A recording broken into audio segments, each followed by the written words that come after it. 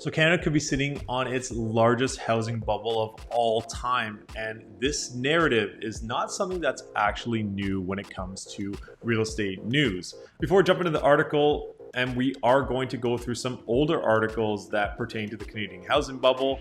I'm Michael Ouzas. I'm a realtor in the Greater Toronto area. If you ever want to book in a call with me, click on that first link in the description down below. So Canada could be sitting on the largest housing bubble of all time. And what will it take to burst? An international strategist points out to a perfect storm that stretched house prices, weak affordability, and over-leveraged mortgage borrowers, characterizing the Canadian housing market. Now, this is Philip Colmar, managing partner and global strategist at MRB Partners, and they told Bloomberg that Canada has stressed house prices, weak affordability, and a particular emphasis on the country's household debt levels. Canadian households packed on $16.5 billion in debt in the first quarter of this year, according to Stats Canada, and that included $11.2 billion in mortgage debt.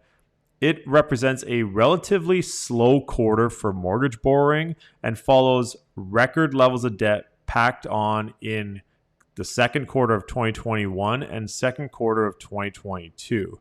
StatCan also reports that mortgage interest payments grew 12.6% on a quarterly basis and 70% compared with the first quarter of 2022 as a result of ongoing rate hikes. As you go down and read through this article, it says banks are doing what they can to keep Canadians in their mortgages, including offering borrowers the option to tap into relief plans, payment deferrals, and extended amortizations.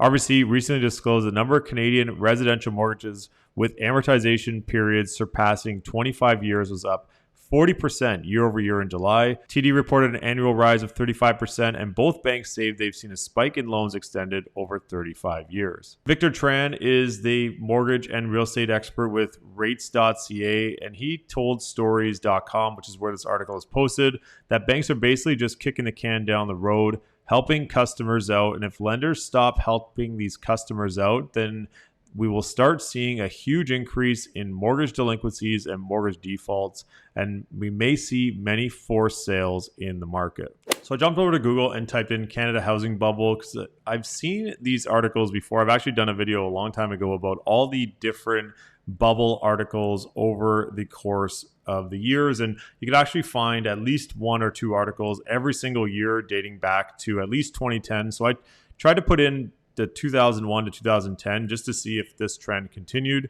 Here's one from 08. Here's one from 2010. Canadian housing, another debt-fueled bubble. Is Toronto housing market a bubble? That was also 2010, 2009.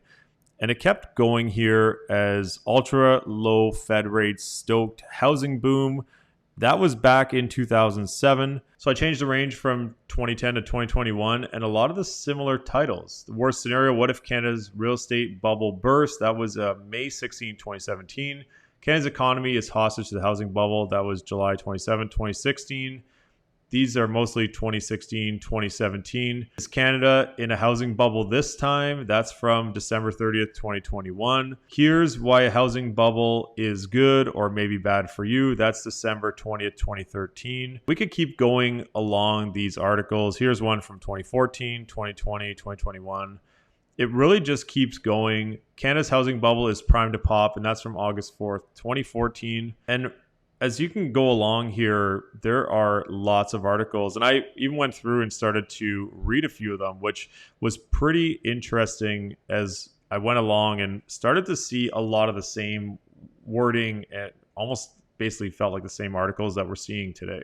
So I always find it interesting when I look at these articles and I try to go back to the source of where they're coming from when it comes to breaking down the different points that they consider a bubble. And one thing that I notice is when I go through these older articles, a lot of the metrics and a lot of the conversations seem to be exactly the same, especially when it comes to the news articles. I encourage you to go through Google and check it out. Check out some of the older articles to see what exactly they're referring to from a housing bubble standpoint and compare those to the articles today. I'm Michael Ouzas. Thanks for watching.